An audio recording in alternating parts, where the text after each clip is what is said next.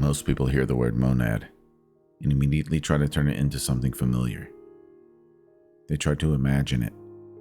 They try to define it. They try to place it somewhere above them, somewhere outside of them, somewhere at the top of a cosmic ladder. But the moment the mind tries to trap the monad inside of an image, a belief, or a personality, it has already moved away from what the monad actually points toward. It is not a being sitting above the universe. It is not a spiritual authority demanding obedience. It is not a cosmic king waiting to be worshipped. It is not a higher version of the ego. It is not the brightest light in the sky. The monad is the silent absolute before all division. And sometimes, the clearest way to remember the monad is not by asking what it is. It's by seeing what it is not.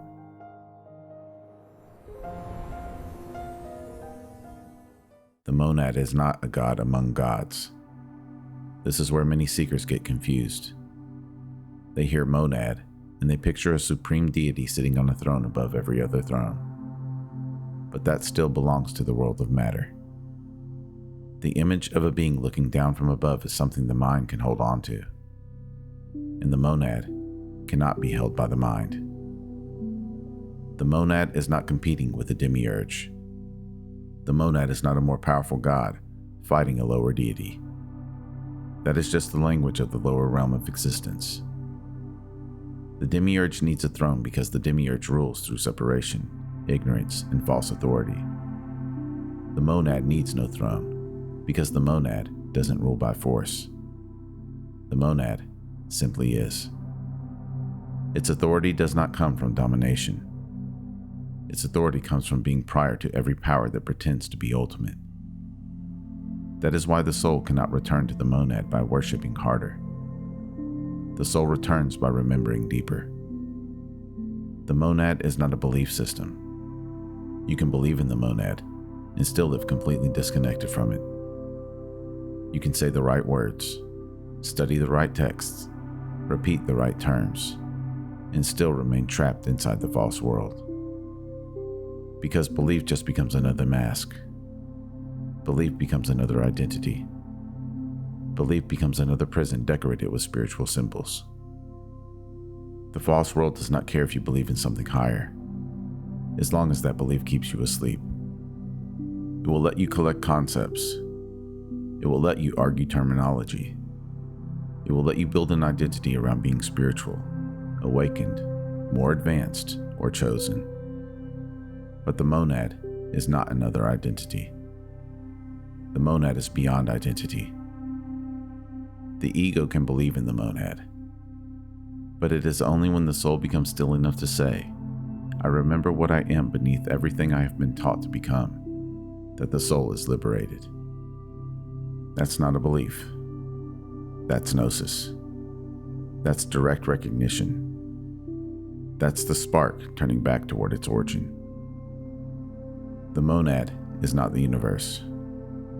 Many people say the universe is God, or the universe is the source. But the universe is movement. It's expression.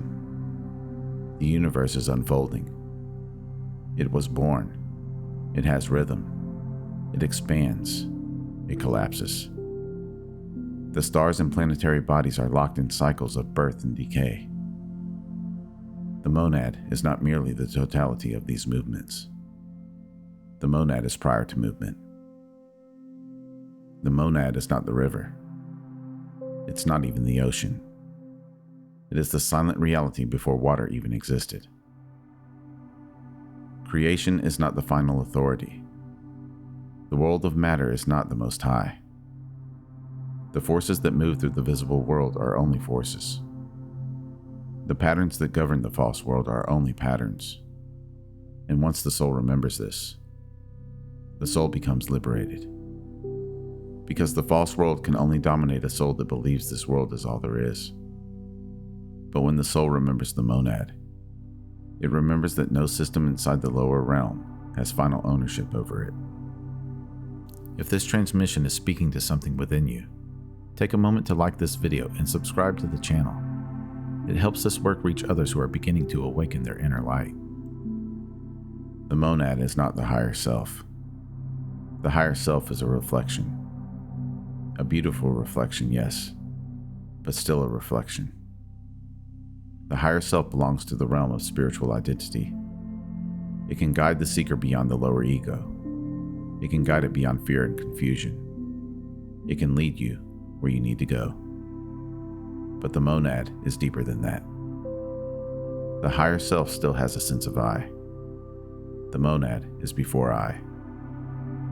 The higher self can be experienced as your most luminous form. The monad is the light before form. So don't confuse the mirror with the origin. Don't confuse the highest reflection with the absolute.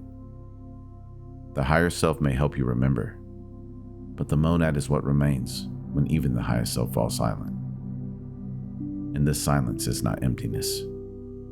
It's not absence. It's not nothingness as the fearful mind imagines it.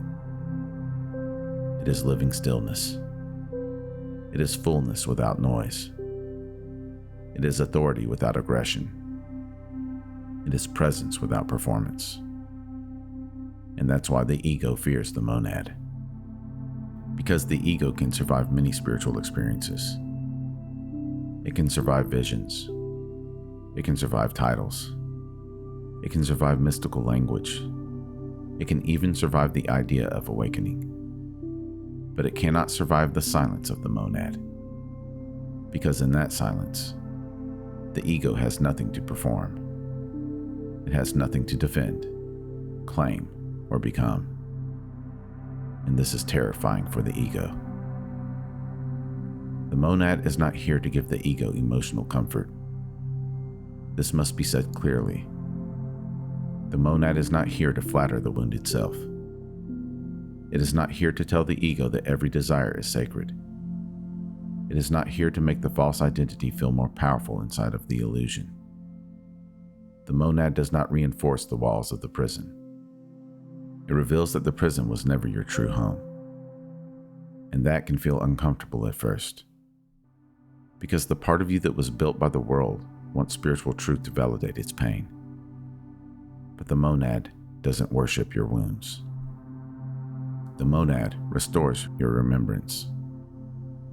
The false world wants you to identify with pain because pain is easy to control. A wounded identity can be manipulated. A fearful identity can be led. An angry identity can be harvested. A confused identity can be sold endless solutions. But the soul that remembers the monad begins to stand upright again. Not because it denies its pain, not because it pretends nothing happened, but because it no longer lets pain define its origin. You may have been wounded inside the world of matter, but you did not originate there. You may have been shaped by the illusion, but you were not created by it. You may have carried masks, chains, and stories, but beneath all of them, the divine spark remained untouched. That is the authority of the monad. Not emotional comfort, liberation. Not ego validation, remembrance. Not another story, but the end of the spell.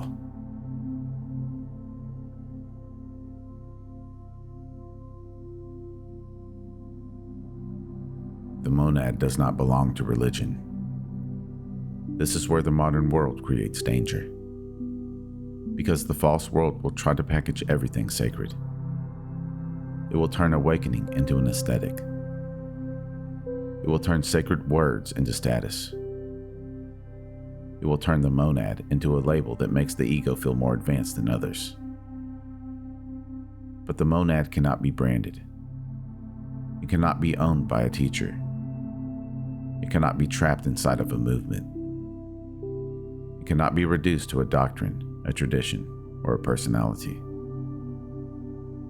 The moment someone uses the highest truth to control you, they are no longer pointing toward the monad. They are building another cage. And the soul must learn to see this. True authority does not need to dominate. Truth does not need to manipulate. The monad does not demand your worship. The monad doesn't ask you to kneel before another false idol. It calls you to remember the light within. This is why discernment matters. Not every light is the monad. Not every guide leads you to liberation. Not every voice speaking of awakening is leading you home. Some inflate the ego. Some feed dependency. Some create spiritual hierarchy. Some make you feel chosen, while quietly keeping you bound in invisible chains. But the light of the monad does something different. It returns authority to the soul. It doesn't make you obsessed with the messenger. It awakens remembrance of the origin. The monad is not far away. After everything the mind misunderstands, it still imagines the monad as distant. Beyond the stars, beyond death, beyond worlds, at the end of some long spiritual achievement. But distance belongs to space. Waiting belongs to time. And the monad is before both. The monad is not reached the way one reaches a destination. It is remembered as the truth beneath the one who is seeking. This is why the path is paradoxical. You walk it sincerely. You purify perception. You release false attachments. You see through the world. You stop kneeling to false authorities. But at the deepest point, you discover that the monad was never absent. The soul was not searching because the monad was far away. The soul was searching because it had forgotten how near it has always been. Closer than thought. Closer than breath. Closer than close. The monad is not something you add to yourself. It is what remains when the false additions fall away. When fear falls away. When performance falls away. When the need to become something falls away. When the spiritual image of yourself becomes quiet enough to listen, the soul remembers. The monad is the silent absolute before all division. You don't need to become worthy of it. You only need to remember where you came from. You were born from the purest light before the world even placed a name on you.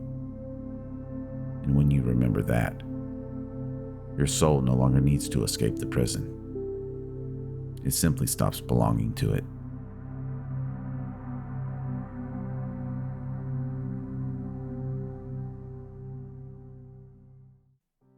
If this transmission resonated with you, like this video, subscribe to the channel, and share it with someone who may be starting to see through the illusion, but doesn't yet have the words for it. Comment below. What false idea about the monad are you ready to release? Your comments help build this field of remembrance, so others who arrive here know they are not alone on the path. And if you feel called to support the channel more directly, there are a few ways to do so. You can leave a super thanks on this video. Buy me a coffee at buymeacoffee.com/magnumopus333. Or you can visit the Magnum Opus 333 store on Teespring. The links are in the description below. And if you want to go deeper with this work, consider becoming a channel member. Memberships help sustain these transmissions and supports the creation of deeper monad-centered content for those who feel called to this path. Remember, your consciousness is the key that unlocks reality. Let's keep unlocking it together. Thank you for watching. Until next time.